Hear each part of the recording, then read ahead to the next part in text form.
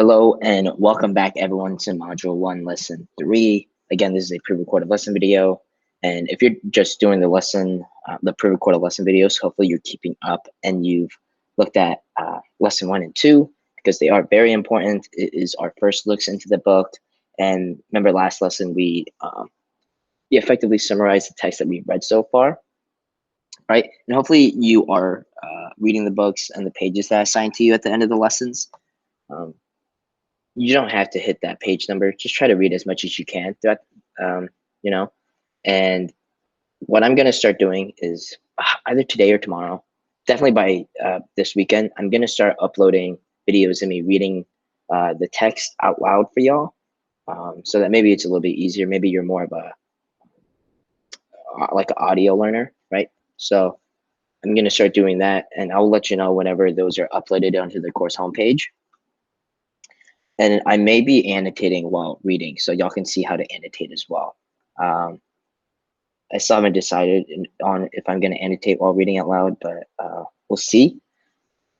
But other than that, let's get started with the announcements, because there are a couple of announcements, and they're pretty important. So the first one is progress reports. The grades for week 4 through 6 are going to be finalized by next Friday. I'm going to import all your grades that we've done so far into the system, and your parents will be able to see your grade for the class. If you have a couple zeros, that means your grade's not going to be that great. So remember when I tell you, please turn in assignments, right? It's because progress reports are going to be due. And by the end of the 9 weeks, remember we're in week 5, about to be on week 6. By the end of the 9 weeks, grades are finalized, right? That's when report cards go out, and you can't go back and complete assignments, right? And turn in assignments to get rid of your zeros. But that end of the 9 weeks is the final deadline for grades. So get your grades turned in so your parents aren't freaking out that you're failing the class because you have a couple zeros in there, okay? Also, a remind link, if you look at the course homepage, you'll see that there is a new link here. It is called the Join the Classroom Mind. Just click that link, right? And you should be able to join sign up for a Classroom Mind. You may do this for your other classes. What this is it's basically getting notifications or updates from the class straight to your phone or to your email. Because how I communicate with y'all, really send out messages, Schoology messages, and I feel like sometimes Schoology messages just get lost. So this is just a way for you to get effective updates. I'll be sending out reminders for like when big assignments are due, major assessments, stuff like that. So if you want to sign up for it, you can. Also, please make your parents sign in as well, so we can all be on the same page, right? And the major assessment, some of y'all are doing a good job of turning those in. There's only a couple of y'all with that haven't turned it in yet. There is going to be a new major assessment next week. It should be multiple choice again, and it's going to be over what we read so far in the crossover. So look out for that. I'll have more information about that starting next week, okay? And there is going to be a survey and a book quiz that I'm going to upload today and probably close by tomorrow. The book quiz is very, very easy. It is a way for me to check if your understanding of the book. It's like 5 easy multiple choice questions, and you can use the book while you're taking it. It's just like questions about what's happened so far in the book, right? And there's also going to be a survey open. I've opened up a survey before. This is just the second one. It just lets me know. Please do that survey because it just lets me know what you would like more out of this class, what you need more help on, and what I can do to improve this class for you to succeed and have more fun, okay? So look out for that. Other than that, that is the end of the announcements. So let's get started with lesson 3, okay? So learning goals. So the learning goals for this lesson is you're going to be able to explain how the structure of Ode to My Hair contributes to the development of plot and character in the crossover. Okay, we're going to look at how that poem, Ode to My Hair, is written and how the format actually helps the plot and the development of the characters, okay? We're going to elaborate on a plot moment in the crossover using a descriptive simile. Hopefully you're used to using similes by now. If you're not, it's okay. I'm going to explain that later on in this lesson. So the intro. So y'all, if you've been reading the book, you should be familiar with the term Filthy McNasty, right? That's Josh's nickname in the book. And that is, he's got his nickname based off of a song, right? So if you want, you can click this link and it's going to take you to a YouTube video about the actual song by Horace Silver. And Horace Silver is mentioned in the book as well. You know, his dad, you know, Chuck mentions Horace Silver a couple of times throughout the book. So you listen to that because it's actually a very interesting song. And I feel like it gives you a little bit more background knowledge of the book, okay?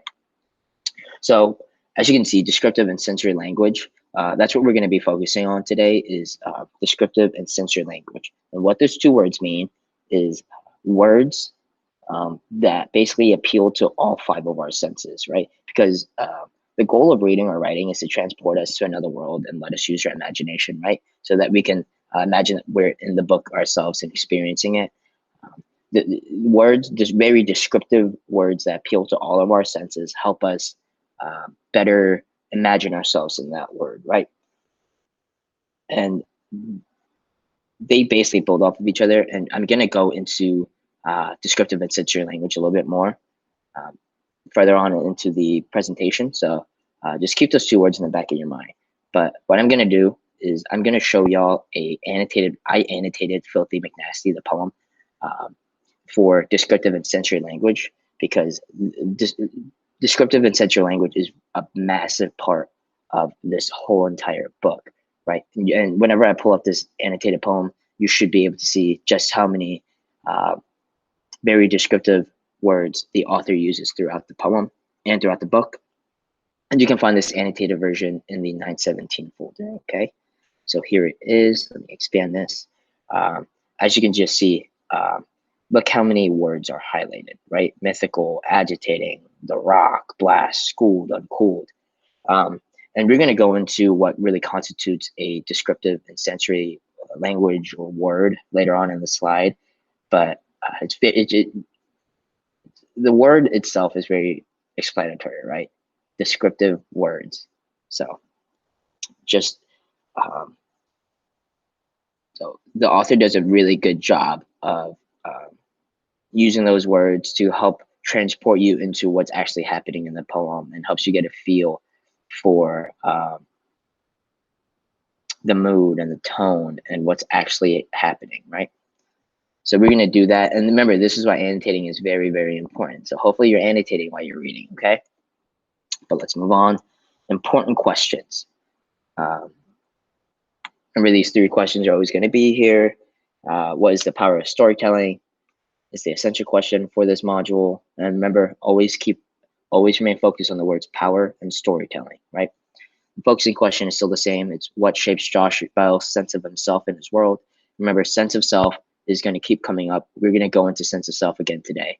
So stay focused on that. The content framing question for this lesson is, what does a deeper exploration of poetic form reveal in the crossover? Remember, we went over deeper exploration in the last module.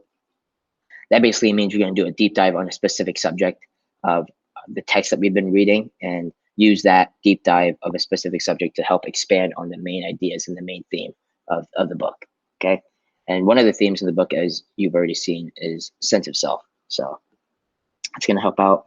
And you also see the word poetic form here, right? Remember, form we went over in module, well, this module, but lesson 1, I believe. Remember, content, form. So remember I told you content and form both contribute to the power of storytelling. And in the last lesson, we focused on content specifically, right? Remember, content is what the story is saying, the events that's happening, what the characters are doing, and traits of the characters. In this lesson, we're going to be focusing on form, which is examining how the story is told, the format of which the author wrote the book and how he wants you to read it a certain way. And we're going to look at how the format or the form actually helps move the plot along and helps develop the characters and helps you come closer to recognizing all the themes in the text. So next is, so analyzing an ode.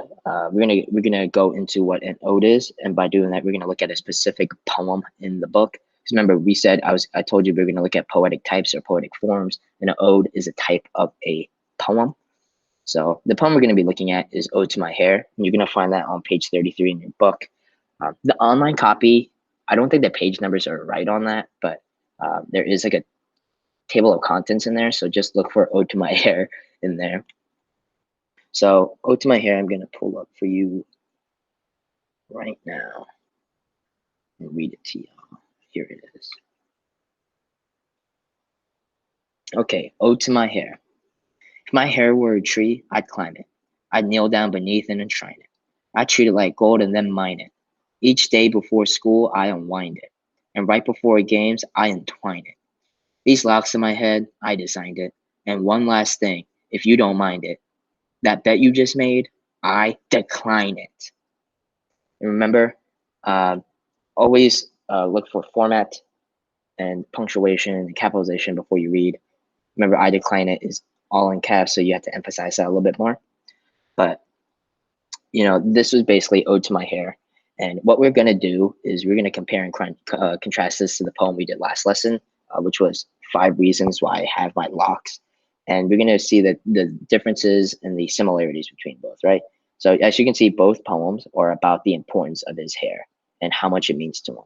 So the last poem was more about why Josh has the hair that he has, you know, the locks, and how it shapes his sense of self, right? But this poem is describing the hair and how much he loves it and admires it and takes care of his hair, right?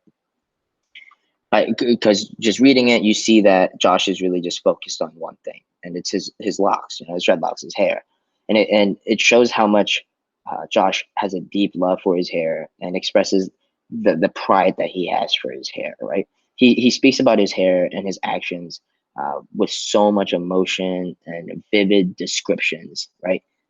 Like the sensory, you know, descriptive words that show, and those words show his enthusiasm and his love, right? And because you can just read, it's like actions of what he does for his hair, right? He said he'd kneel beneath his hair and enshrine it. You know, he treat it like gold. You know, before school, he takes care of it. Before games, he takes care of it, right? And as you can see, the structure, right? That's what we're really going to be looking at today. Isn't really the content, it's more the structure and how the poem is written.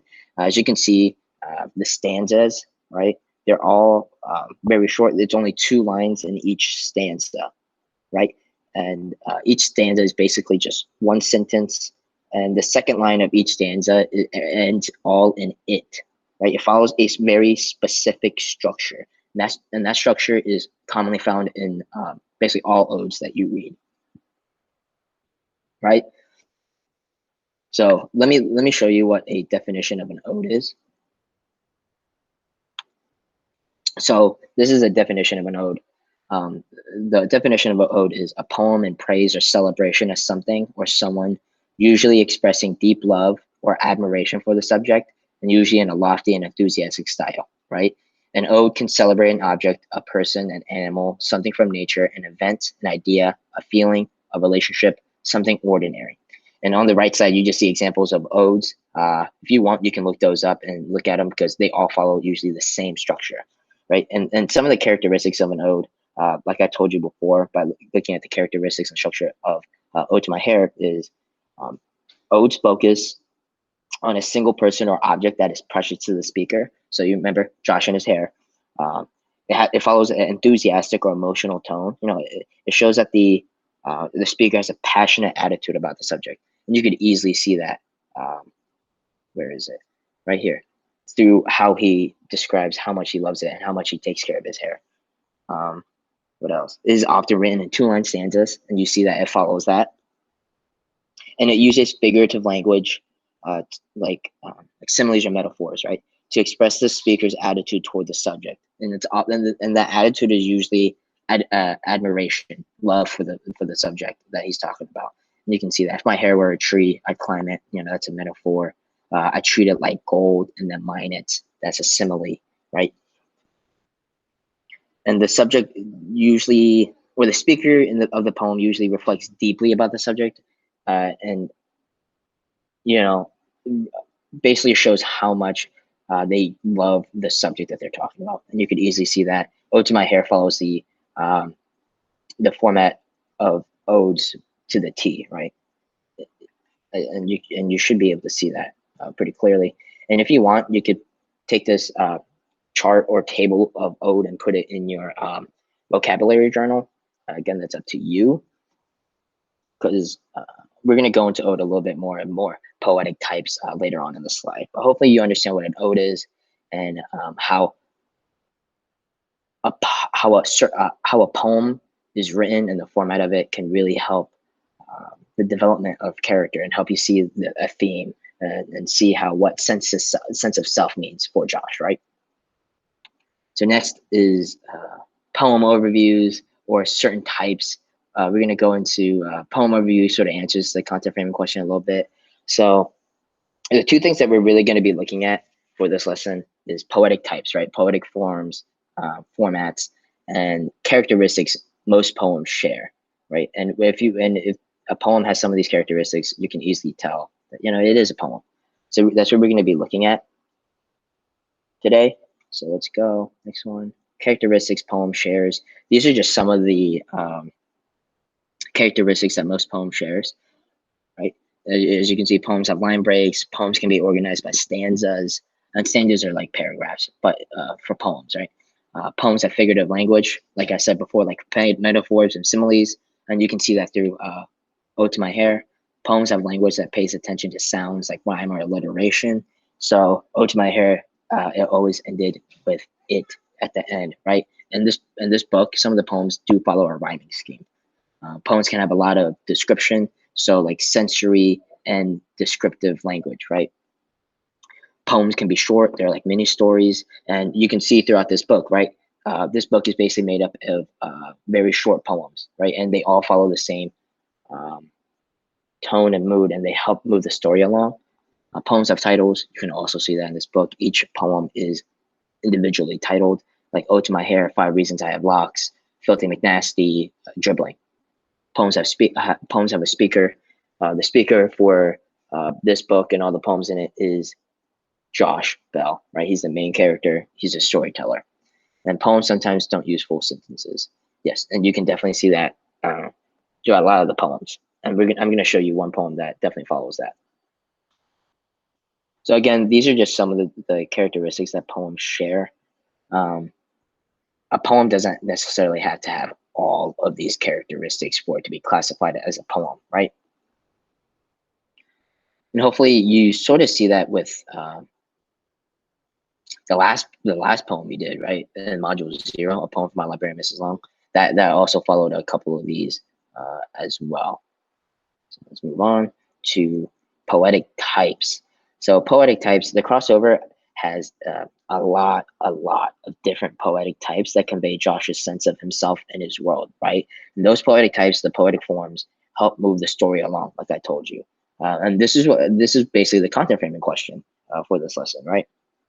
So an ode, we went over an ode a couple slides ago, and ode is just one of the many poetic forms in the world. And ode is, honestly, ode is the only one that follows a very specific structure in this book. The other poems in this book follow a term called free verse form, right? And Ode to My Hair is usually the only one that doesn't really follow that free verse form in this book, right? And we went over the characteristics of an ode to My Hair in the previous slides, right? So let's see. And remember, I told you what I mentioned free verse form, right? And what free verse form contains a lot of different poetic types within, that term, right? And what we're going to be doing throughout module 1 is we're going to be examining and all of the poetic types within free verse form. And we're going to basically practice, also we're going to practice writing some of those, some poems as well, using the forms that we find throughout the crossover. So one of the poetic types or forms found within free verse is called a list poem. And a list poem, we saw an example of it last lesson. It was 5 Reasons I Have Locks, right? 5 Reasons I Have Locks. Let me pull that up for you. Give me 1 second, and we can look at it together and see an example of list poem. Okay. Okay. So here's 5 Reasons I Have Locks, right? And this is an example of a list poem, and it's sort of explanatory. So some of the characteristics of a list poem is literally a list of items that relate to the title of the poem, right? So the title of the poem is 5 Reasons I Have Locks. As you can see, this poem is literally a list of reasons that Josh has locks, right? And the reasons why he loves his hair so much.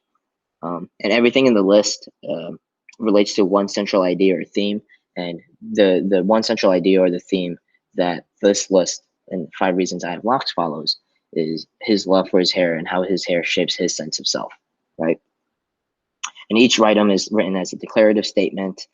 The final item is usually the most important. As you can see, the number 1 was about how he has his hair to relate to his dad and basically model after him, right? Because his dad is a very, very important figure in his life. And the list may or may not be numbered. A list poem doesn't necessarily have to have numbers. This one does, 5, 4, 3, 2, 1. So just by looking at this, you should definitely be able to clearly see what a list poem is really about, right? Okay, yeah. So we just went over list poem, and so that's basically 2 poems that we've, or specific forms that we found throughout the crossover, right? And studying these poetic forms or types help you develop an understanding of how narrative elements contribute to the power of storytelling, right? You could, just by studying the form and why the author wrote it that certain way, help you dig a lot. It helps you dig a lot deeper into storytelling and basically being able to answer the essential question, right? And again, this is an example of free verse that I mentioned before. The definition is poetry which has no formal rhyme, stanzas, or rhythmic patterns. Example is basically all the poems in the crossover except Ode to My Hair, right? And again, if you want to put this in your vocabulary journal, you're more than welcome to. But let's move on. And we're going into what I mentioned in the intro, descriptive and sensory language. So what we're going to do is I'm going to show you some of the annotated versions for Ode to My Hair and Basketball Rule number 2. And I annotated those for descriptive and sensory language, right? And you can find those in today's folder as well, 917. Okay, so let me show you Ode to My Hair.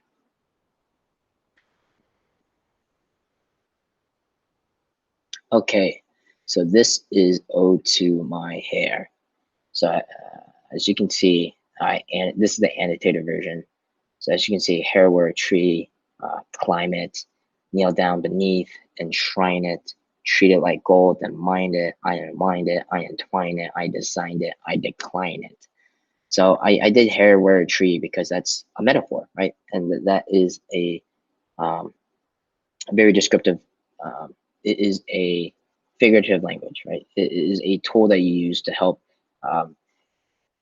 the reader basically envision the words a little bit more and see a picture in their head. And these are just some of the descriptive and sensory language in Ode to My Hair, right? And again, you can find this in your 917 folder, and you can find the original copy in your 917 folder as well. And we're going to go into what some of the characteristics of descriptive and sensory language and why it is so important when writing a poem and looking at the format, right? So here we go. Oh, and basketball rule number 2, let me pull that up. This one I didn't annotate because as you can see, there's not a lot of sensory language. They're mostly just descriptive phrases, right? Hustle, dig, grind, push. They're all just action words. And each line starts with a very descriptive verb: hustle, grind, run, change, chase, right? So this basically is a poem of just action. Sorry, that was the bell. Man, that bell was loud. But the use of all these verbs is it makes the pace seem a lot faster, right? It makes the action seem fast paced, and with there's no subject in here, right? It's literally just all verbs, and because of that, it makes you just emphasize the action of the poem, right? And I think all the use of the descriptive verbs and phrases, I think it helps you create a vivid image of the experience of playing basketball, right? Aim, shoot, work smart, play hard, practice harder, right? Change, pivot, run fast. I think that basically just shows you um, the experience of basketball and what players go through whenever they play. And all the descriptive language and all the descriptive verbs help deepen our understanding of Chuck Bell and his point of view, because these are basically his basketball rules, right? And how he envisions the game of basketball, right?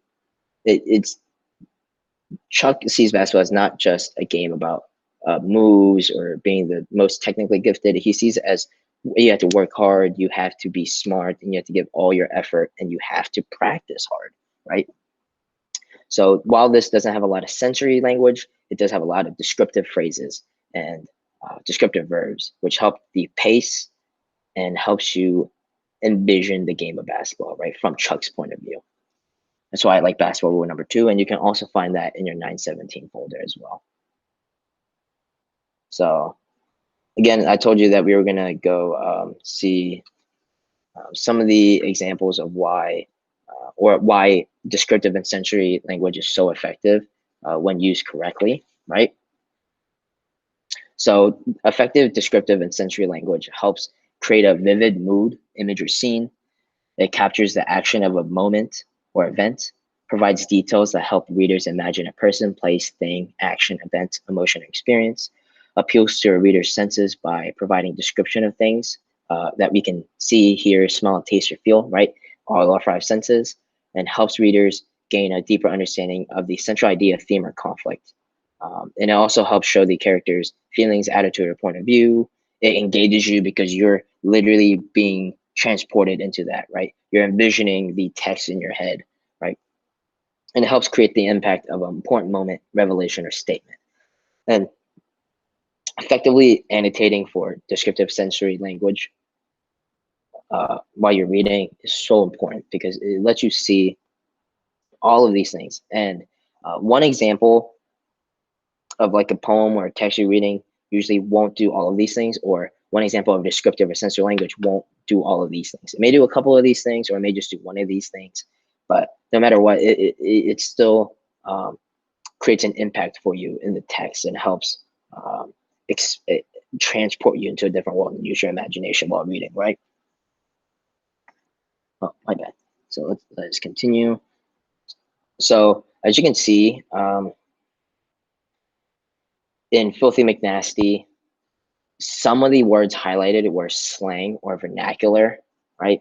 And some examples that was the rock. That's the term used for basketball, right? Uncool, slammerific, dunkalicious, and nasty. And slang or vernacular is included because it helps you imagine how the speaker talks, or in this case, it helps you imagine how Josh talks and how he thinks of himself, right? And it gives you more look into the character itself because sorry about that, as a bell again. But again, right, it helps you imagine how the speaker talks, and it helps you sort of get the mood and the tone a little bit better, right? So slang and vernacular is an example of descriptive or sensory language, right? And it basically helps you imagine the action, right? Slammerific, that it shows you a look into the character's personality. And these are just some of the tools and examples for developing descriptive and sensory language. And these are I'm going to give you the tool name, then I'm give you an example from the book, right? So concrete nouns rather than general nouns. Example of that is found on page 4. Corvette is an example of descriptive or sensory language. You would use Corvette instead of just saying car, right? Active and vivid verbs. Example is shovel past the ball instead of just saying, he throws the ball. You can find that on page 50. Precise adjectives rather than vague adjectives. So example is saying glossy championship ring rather than special championship ring. And the vernacular words or phrases, the slang is using the rock rather than basketball. You can think of these examples just being more specific and more descriptive of the words that you're using rather than using generic terms like car, throws, special, or basketball. It really helps the reader transport into that world and become more engaged with the text, right? And it helps paint a brighter mood, if that makes sense. So hopefully you're understanding how to slowly use or understand descriptive and sensory language. And if you're having trouble with it, just let me know and I will expand on it more, okay? I'm more than happy to go back and reteach something.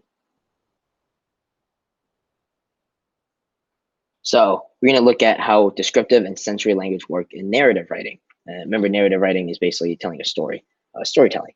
So what we're going to do is we're going to use a verb, right? Hustle, dig. We found that in Basketball Rules number 2.